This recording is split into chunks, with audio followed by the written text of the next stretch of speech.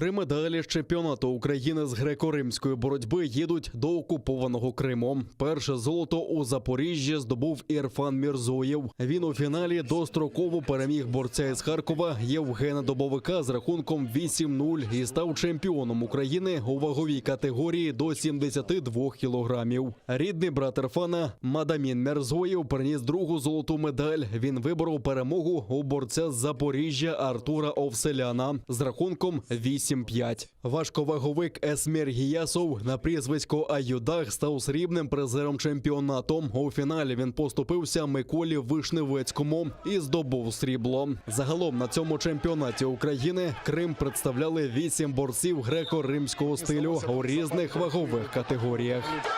З'єднується зараз Овсепян. Оце вже краще, якби трошки глибше. Уважно. Ні, провалює. Розуміє, що може накритись. Встає. 15 секунд. Злітає пластир. Іде вперед Овсепян. Вперед. З'єднуватися. Уважно. Заключні секунди. Ні, кидок не проходить. Кидок не проходить. І буквально Ірфан Мірзоєв в цьому напруженому поєдинку здобуває перемогу.